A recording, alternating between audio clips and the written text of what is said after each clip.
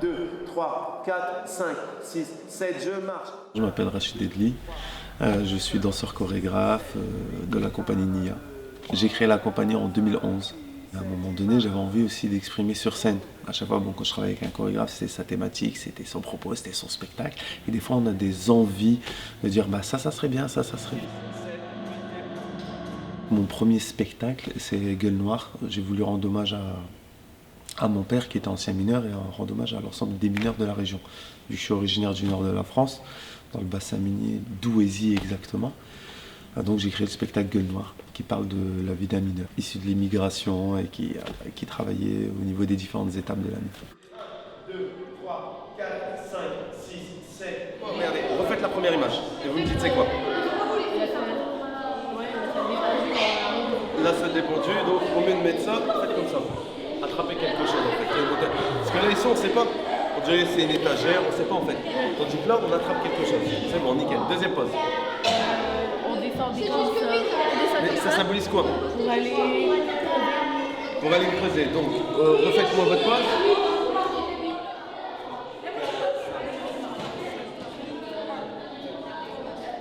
Ce qui est intéressant dans le CREA, c'est un dispositif qui permet de travailler avec tout type de public. Dans le cadre des différentes créations que j'ai créées avec la compagnie, à chaque fois nous avons des ateliers, des actions culturelles en lien avec les différents spectacles. La première fois que j'ai rencontré Rachid, déjà on évolue quand même dans deux milieux complètement différents. Moi ici c'est scolaire, j'ai pas trop de bagage danse, donc on faisait de la danse chorégraphiée. Le milieu et la danse hip-hop, c'était un peu lointain pour moi. Et il a été facilement, on a pu facilement se trouver un travail commun par le fait que lui, son hip-hop était très à partir du propos. Il y a plein de choses. Vous pouvez imaginer beaucoup de choses. Ça marche? Je fais le miroir ou pas? Vous partez dans votre imagination. L'avantage de la danse, c'est que, surtout la danse hip-hop, donc les cultures urbaines, c'est que c'est assez expressif. Et c'est aussi spectaculaire. Donc on peut arriver et dire on va faire un cours de danse, donc on aura les gens, oh c'est bon, c'est pour les filles, je ne veux pas faire. Il suffit de faire juste une figure et ça fait hein? Donc déjà ça suscite une curiosité, moi aussi je vais essayer, moi ceci, moi cela. Et de là, après on peut aborder n'importe quelle thématique ou n'importe quel sujet de conversation qui va être en lien avec la danse.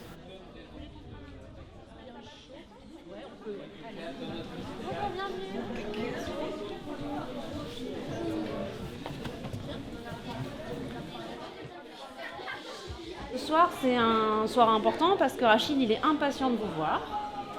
Parce qu'il a créé ce spectacle il y a déjà quelques années, il vous en a déjà parlé. Il a vu un petit peu ce que vous avez fait, il a dansé un petit peu avec vous, mais il a envie aussi que vous voyiez ce spectacle et qu'après le spectacle, vous lui disiez ce que vous en avez pensé. Et par contre, après, on va faire une rencontre.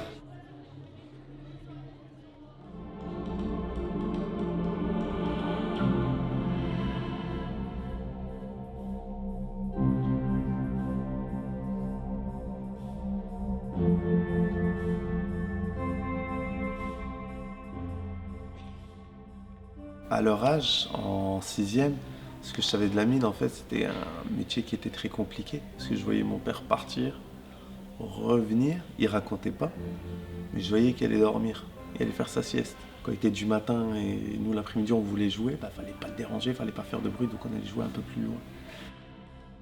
Au moment où j'ai commencé à créer le spectacle, j'ai réussi à le faire parler.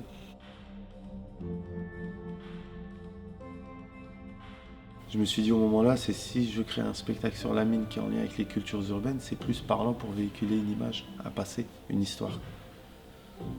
Aujourd'hui, essayer de toucher la jeunesse, le hip-hop c'est quelque chose qui est très médiatisé.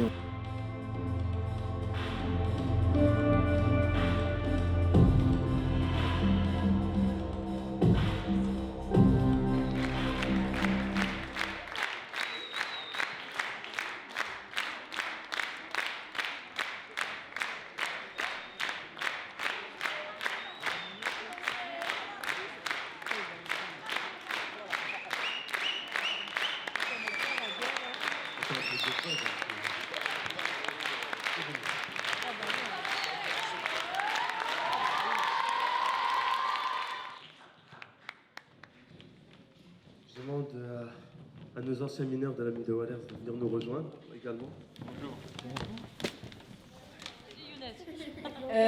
Une question pour les mineurs. Est-ce que vous pensez qu'ils ont bien interprété la ligne? J'ai été bluffé parce que quand j'ai vu le spectacle, je me suis vu ramper dans les chantiers, parce que dans les chantiers, il y avait des chantiers très bas qu'il fallait ramper.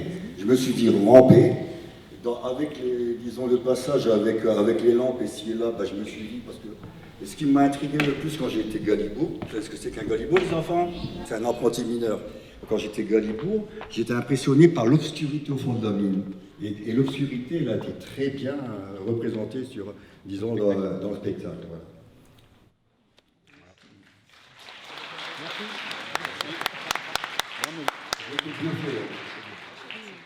Merci beaucoup.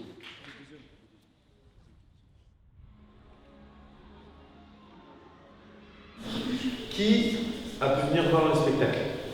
Moi, il était plus que ça. Non. Donc, ceux qui ont pu assister au spectacle, est-ce qu'il y a des images qui vous inspirent? Est-ce que d'autres vous ont plus dérangé? Je ne sais pas. C'est pas le mien. Quand vous aviez fait ça, madame elle s'était moquée de moi dans ma choré parce que j'avais fait ça et je lui ai dit que c'était le lâcher de pigeon et elle s'était moquée de moi. Du coup, ça quand? Dans le spectacle. Oui, voilà. Ah oui, voilà. Et madame elle s'était moquée de moi, du coup voilà, on a rigolé. Merci, On a tous eu le même niveau un jour. Lui, il a commencé comme nous, il a dû avoir le même niveau que nous et après il s'est entraîné pour avoir ce niveau-là. Et après, il peut aller encore plus loin, parce qu'on n'a jamais fini de se perfectionner. La danse, c'est pas que la danse classique, quoi. C'est pas pour les filles ou quoi, ça peut être pour les garçons aussi. On est libre, quoi, ouais. C'est marrant, c'est bien.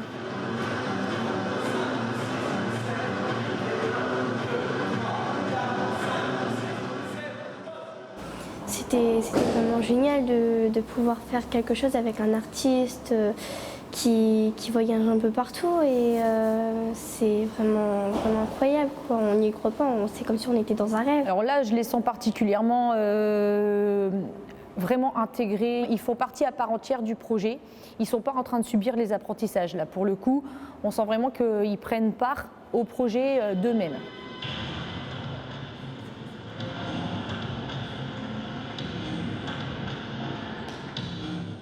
Et moi, j'ai l'impression en fait de renaître à nouveau. Je sais pas pourquoi, mais ça me fait.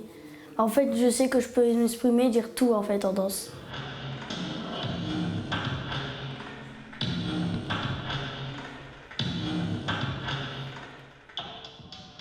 Le message véhiculé pour le CLEA, c'est que, en dehors de l'hommage à la mine, si à un moment donné ils ont envie que ça soit artiste, footballeur, musicien, médecin, donnez-vous les moyens. C'est de dire voilà, si vous avez un rêve, il faut y croire et il faut se donner les moyens de le faire.